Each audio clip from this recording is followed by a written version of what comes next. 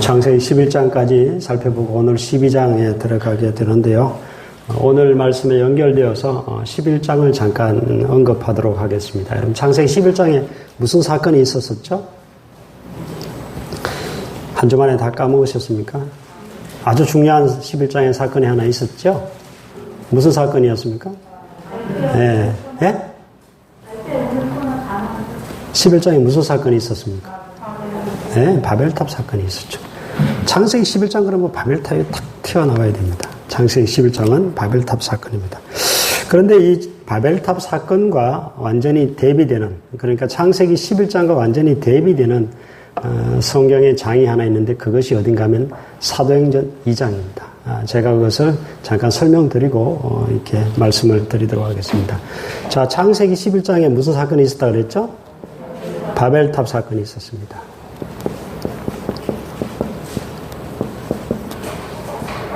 완전히 대비되는 성경이 어디라 그랬죠? 사도행전 2장. 사도행전 2장에 무슨 사건이 있었죠? 무슨 사건이 있었습니까?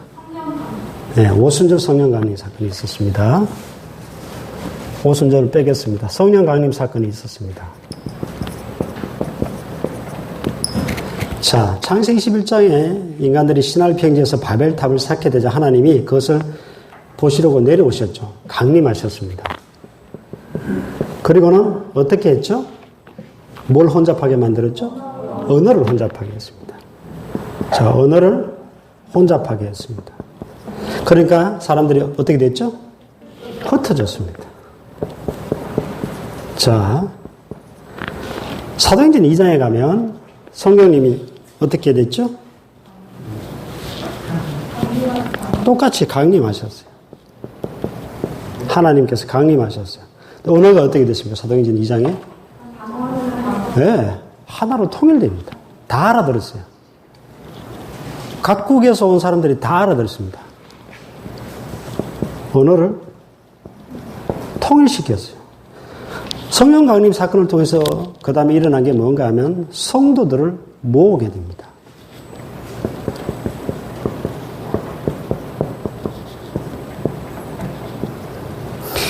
자, 완전히 다르죠. 그래서 바벨탑 사건은 항상 성령 강림 사건을 생각을 하면서 우리가 이해를 해야 된다는 얘기입니다. 그런데 지금 우리가 11장까지 하고, 자, 11장까지 하고, 사도행전 2장까지는 아직 한참 멀었죠. 12장에서 여기서 지금 누굴 부르시고 있습니까?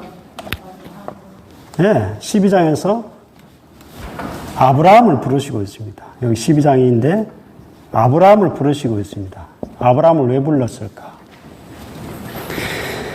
자, 사도행전 1장에는 뭐가 나오는가 하면 예수님께서 성천하시는 것이 나오고, 그리고 2장에 성령 강림 사건이 나옵니다. 예수 성천이 나와요.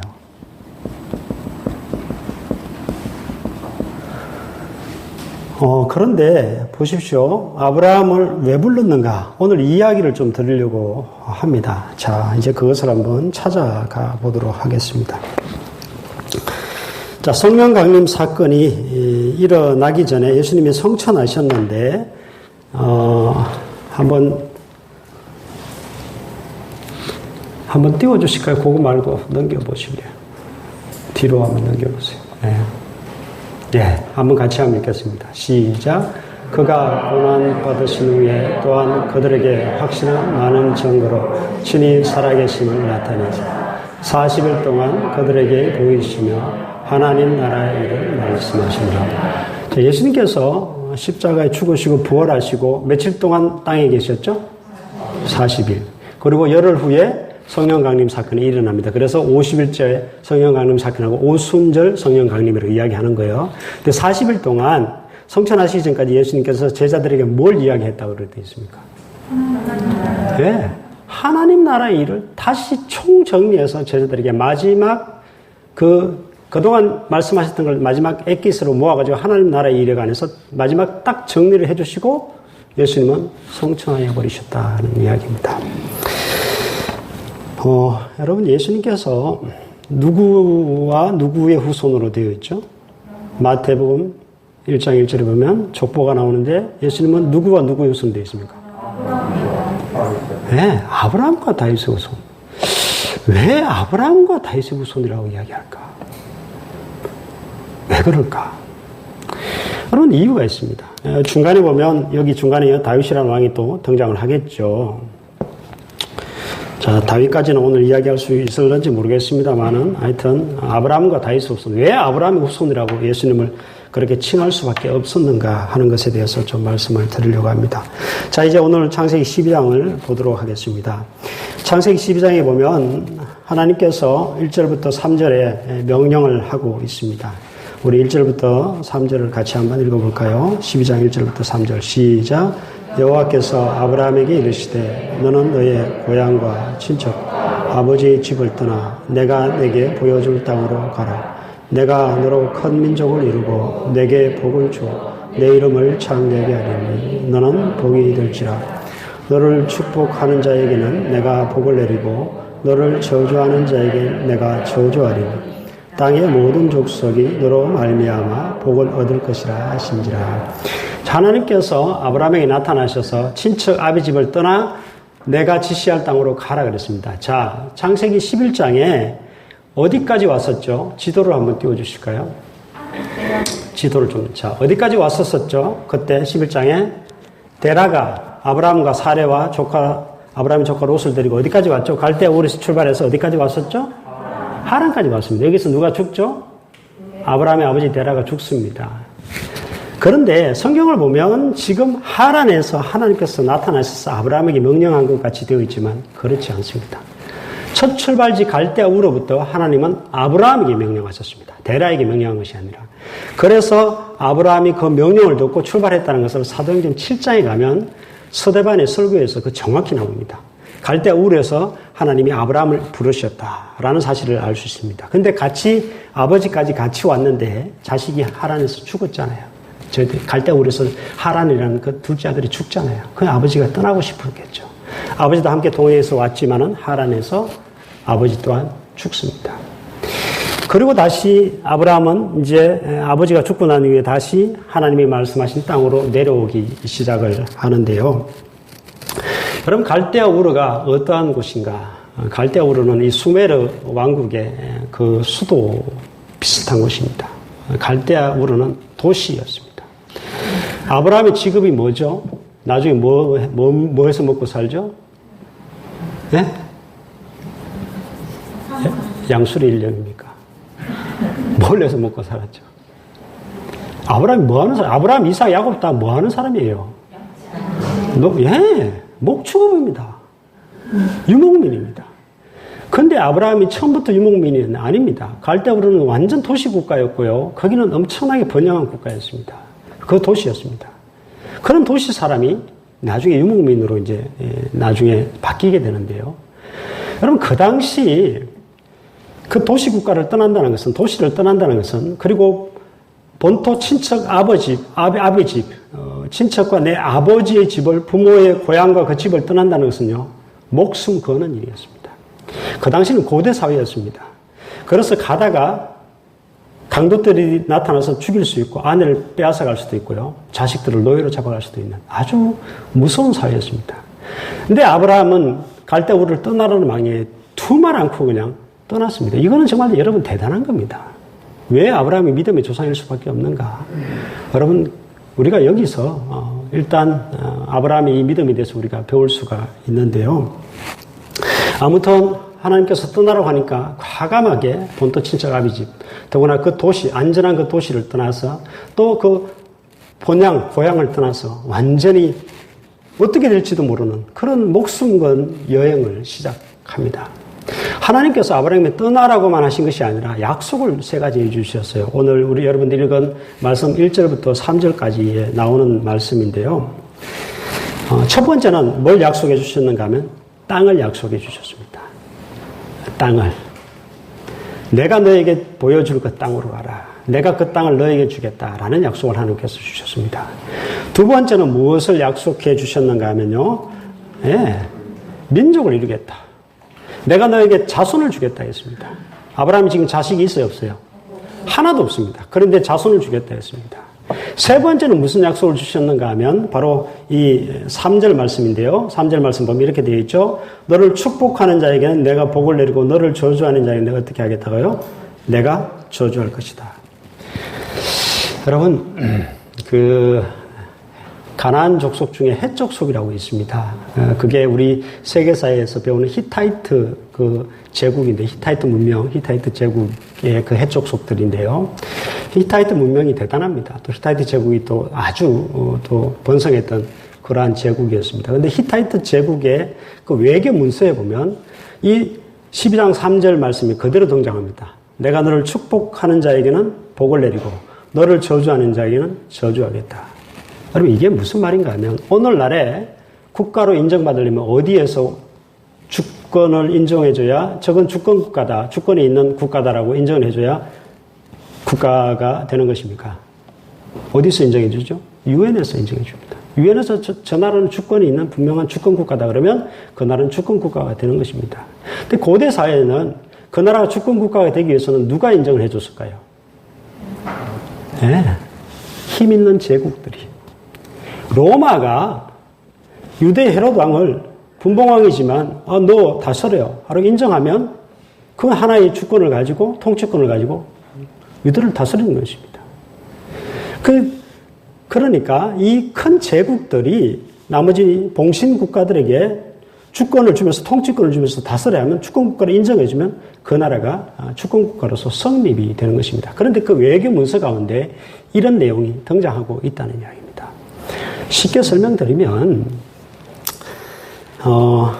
조금 기분 나쁘지만 저도 이런 얘기 하기 싫지만은 옛날에 청나라나 또 이 당나라 중국의 황제들이 조선의 왕에게 그 주권을 인정해주면서 황제대 왕으로서 이 봉신국가로서 너 인정한다 그렇게 해주는 것과 거의 비슷한 이야기입니다.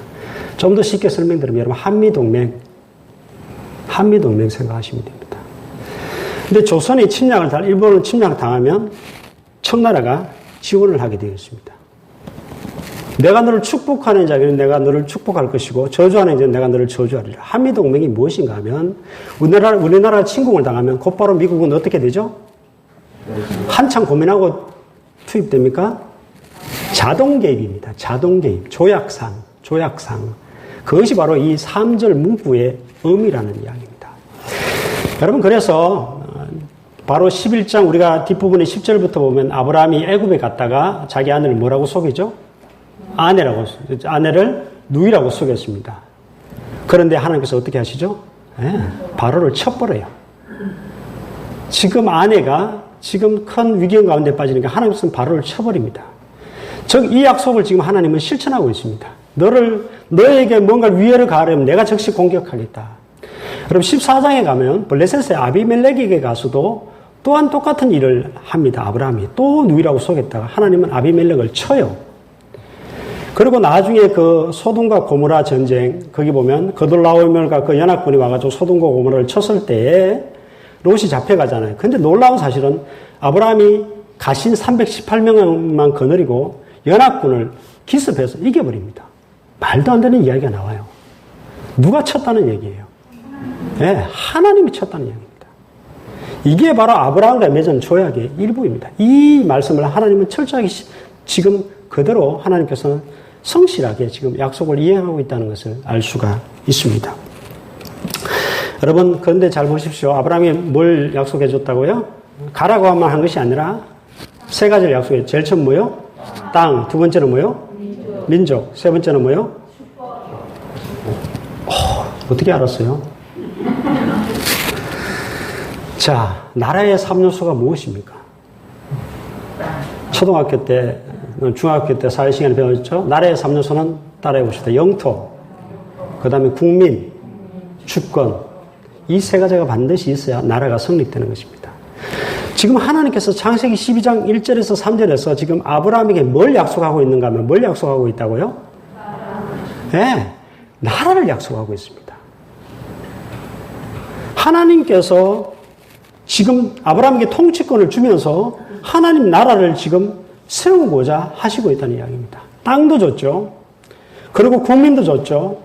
그리고 이 주권도 하나님께서 주셨습니다. 하나님이 제국으로 치면 제국의 황제로서 이 아브라함에게 네가 이 모든 것을 다스려라.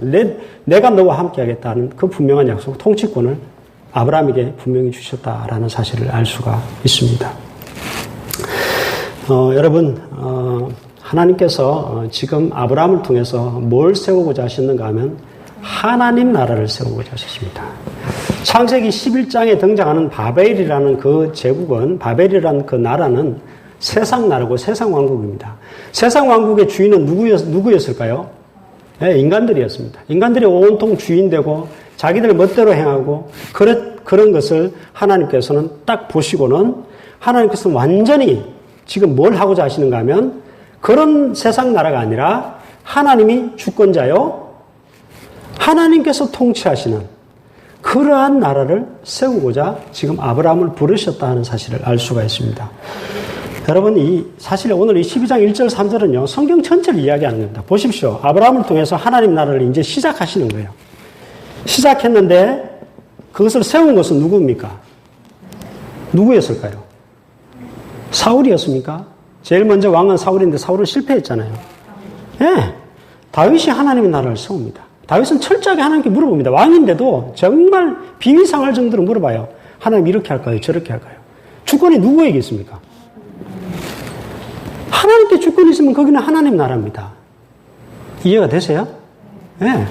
그래서 다윗이 하나님 나라를 세웠습니다. 그러나 또 이스라엘은 또 넘어지죠. 실패하죠. 다윗 이후에 일어난 솔로몬부터 넘어지기 시작해서 주권이 온통 자기들에게 있고 온통 엉뚱한 데 있다가 바벨론 포로로 잡혀가고 완전히 또 그 하나님 나라가 무너지게 되죠.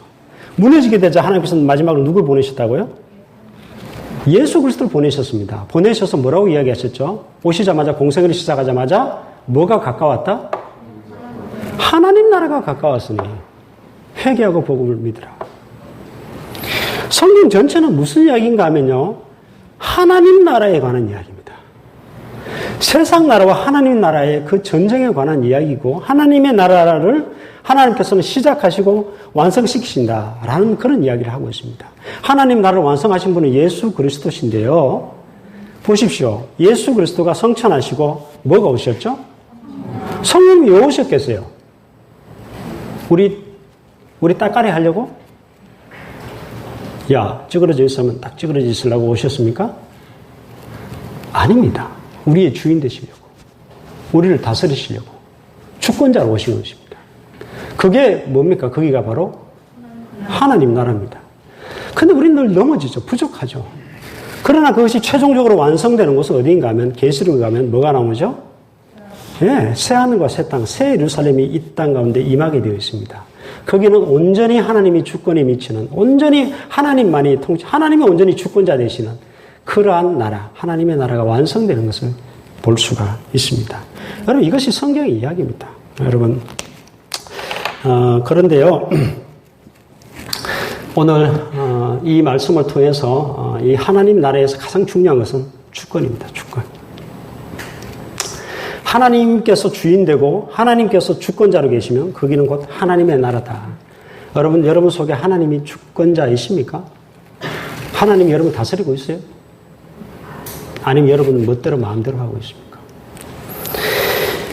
자, 한번 여러분들이 하나님께 과연 주권이 있는가 한번 잘 생각을 해보시고 히브리서 11장 8절 말씀을 한번 띄워주실까요?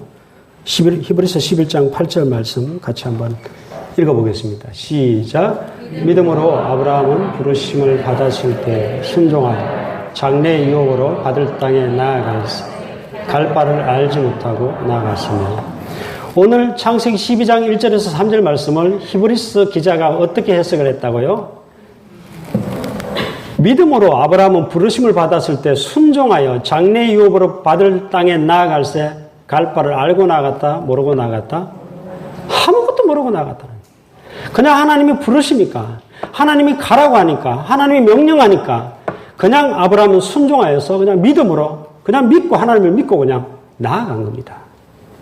이게 없었다면 여러분 사실 하나님 나라는 시작될 수 없었고요. 사실 예수 그리스도도 아브라함의 후손으로 올 수 없었고, 여러분 사실 우리의 구원도 사라지는 것인데요. 여러분 사실 아브라함은 복받은 사람입니다. 갈대아 우르라는 도시는 우상의 도시였습니다. 우상의 도시에서 하나님께서 아브라함을 불러내셨습니다. 즉 구원하여 내셨다는 이야기입니다. 하나님께서 저와 여러분을 구원하여 내시기 위해서 부르실 때는 어떻게 해야 될까요? 이것저것 재야 될까요? 아니면 그냥 무조건 순종해야 될까요? 무조건 순종해야 됩니다. 두 말 않고 무조건 뛰쳐나와야 돼요. 거기서 나와 그러면 나와야 됩니다. 가라 그러면 가야 돼요. 하나님 나라로 초대할 때는 예, 제가 하나님 나라로 들어가겠습니다라고 무조건 그리로 나아가셔야 된다는 이야기입니다. 예수님께서 하신 비유가 있는데 이런 비유가 있죠. 어떤 임금이 자기 아들 위해서 혼인잔치를 베풀었습니다. 그리고 혼인잔치 전에 한번 먼저 가서 초대하고 또 가까이 와서 잔치날이 가까이 와서 또 초대를 했습니다. 근데 사람들이 어떻게 했죠? 소를 샀으니까 시험하러 가야 된다. 난 장가 들었으니 못 가겠다. 온갖 핑계를 다 대고 오지 않습니다. 그런 자들은 하나님 나라에 들어갈 수 없었습니다. 여러분 구원에 있어서 가장 중요한 것은요. 그냥 뒤도 보지 말고 앞도 보지 말고 그냥 무조건 그냥 하나님의 그 나라의 초대에 그냥 믿음으로 아멘하고 순종하고 나아가는 것입니다. 그러한 자가 하나님의 구원을 받을 수가 있고 하나님의 나라에 들어갈 수 있다는 이야기입니다. 여러분 이 하나님의 나라가요. 아브라함으로부터 시작해서 다윗이 또 하나님의 나라를 세우고 사실 이게 성경은 이스라엘이라는 역사 이야기 아니 이스라엘 나라의 전체 이야기 아닙니까? 성경 전체가. 구약이 이스라엘 나라 이야기 아니에요. 근데 그게 이스라엘 나라 이야기가 아니라 하나님께서 이스라엘을 왜 세우셨는가 하면 이스라엘만큼은 하나님이 주권자로 있겠다는 것입니다. 그래서 왕을 달라고 이야기할 때 이스라엘 백성들 왕을 달라고 우리도 왕을 세워달라고 다른 나라 그럴 때 왕이 뭐 필요했냐 내가 왕인데 라고 이야기한 겁니다. 그래서 이스라엘 역사가 아니라 하나님의 나라라는 것을 그 모형을 계속 보여주려고 애를 썼는데 결국 인간은 실패하게 되죠.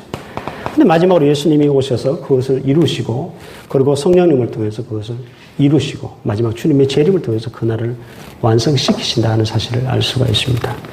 여러분 그런데 이 하나님의 나라에서 중요한 것은 그분의 초청에 무조건 아멘으로 응답하는 것이라고 그랬는데요. 자, 잘 보십시다. 예수님이 하나님 나라의 완성을 위해서 죽으셨어요. 우리 죄를 위해서 죽으시고 세상 나라에 우상의 나라에 그 마귀의 나라에 죄의 나라에 있던 우리를 끄집어내셔서 하나님 나라로 초청하셨습니다. 그런데 십자가 예수님이 달려 돌아가실 때 놀라운 사실이 하나 발견됩니다. 그때에 예수님 우편에 달렸던 강도가 자기도 죽기 전에 예수님이 돌아가시기 전에 뭐라고 고백했죠? 뭐가 임하실 때 나를 기억하소서? 네, 당신의 나라가 임하실 때에 나를 기억하소서. 여러분 강도의 고백은 대단한 고백입니다. 강도는 하나님의 나라, 예수님이 이루고자 하는 그 하나님의 나라 정확히 알고 있었습니다. 여러분 이게 은혜입니다. 이게 은혜예요. 제가 말씀드렸잖아요. 가장 위대한 놈이 누구인가? 기어가는 놈 위에 어떤 놈이 있다고 그랬죠? 걸어가는 놈이 있고 걸어가는 놈 위에 누가 있다고 그랬죠? 뛰어가는 놈이 있고 뛰어가는 놈 위에 어떤 놈이 있죠? 그 위에 날아가는 놈이 있고 날아가는 놈 위에 누가 있다고요? 붙어가는 놈이 있다고 그랬습니다. 파리가 가장 위대한 겁니다. 파리가 붙어있기만 하면 돼요. 초대 그냥 아멘으로 응답하시기만 하면 돼요. 그게 강도의 구원이고 저와 여러분 하나님께서 하나님 나라를 초대해 주실 때 우리가 응답할 수 있는 유일한 비결입니다. 그냥 내 아멘 무조건 앞뒤 가릴 필요 없어요. 그냥 아멘하고 순종하고 그냥 믿습니다. 하나님 나라에 제가 들어가겠습니다.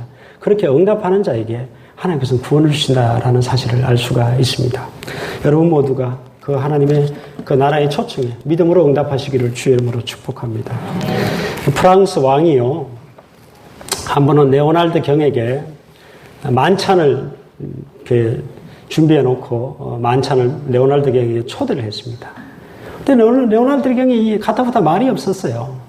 만찬 날이 되어서 왕이 이렇게 누가 왔나 돌아보니까 어이구 예상외로 레오날드 경이 또 와서 앉아 있단 말입니다. 왕이 이야기했습니다. 깜짝 놀라가지고 아니 어떻게 왔냐? 나 당신 올 줄 몰랐다. 그러니까 레오날드 경이 오히려 깜짝 놀라면서 무슨 말씀이십니까? 왕이 저를 초대하지 않았습니까?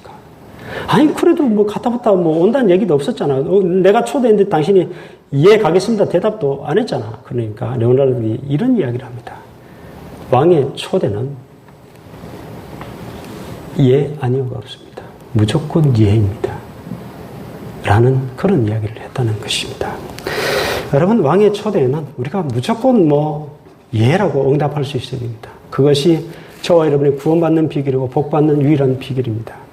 여러분, 또한 하나님의 나라의 초대뿐만 아니라 이 아브라함의 믿음은 우리의 삶을 어떻게 살아야 되는가? 아브라함은 하나님의 말씀에 무조건 순종했습니다. 이건 뭐 환경, 상황, 내가 가다가 아내 뺏기고 아내 강간당하고 아이들 노예 잡히고 내 목숨 달아나면 그 이것저것 재지 않습니다. 그 험한 길을 어떻게 가나? 내가 이 도시를 떠나면 뭐 해서 뭐 먹고 사나? 아무것도 재지 않습니다. 그냥 하나님의 말씀이니까 무조건 순종합니다. 그런 순종하는 자에게 하나님께서는 아브라함에게 복을 주십니다. 애굽에 가서 애굽 바로로부터 수많은 재물을 얻게 되고 블레셋에 가서 또 수많은 재물을 얻게 되고 또 수많은 거부가 되고 또 아브라함은 믿음의 조상이 되고 그러한 축복을 얻게 되었다는 것을 알 수가 있습니다. 여러분 모두 하나님의 말씀이라면 무조건 순종하는 여러분 되시기를 그래야 해서 하나님이 주시는 복 또한 여러분 누리시기를 주의 이름으로 축복합니다. 기도하겠습니다. 하나님 아버지, 하나님의 초청에 우리가 아브라함처럼 뒤도 돌아보지 아니하고 무조건 믿음으로 응답하게 하시고 무조건 순종할 줄 아는 우리들 되게 하여 주셔서 하나님의 구원에 들어갈 수 있는, 하나님의 나라에 온전히 들어갈 수 있는 복된 우리들 될 수 있도록 하나님 축복하여 주시옵소서. 이미 우리를 하나님의 나라 백성으로 불러주셨사오니 하나님 이제 우리가 하나님의 나라의 백성으로서 어떻게 살 것인가 아브라함을 통해서 우리가 깨닫게 됩니다. 밑빠진 독에 물을 부어라면 붙는 우리들 되게 하시고 하나님의 말씀이라면 이것저것 하나님 우리가 인간적인 생각으로 재지 아니하고 무조건 순종할 줄 아는 우리들 되게 하셔서 하나님께서 주시는 크신 복을 우리 또한 받아 누릴 수 있도록 하나님 도와주시옵소서. 사랑이 많으신 예수 그리스도의 이름으로 기도드립니다. 아멘.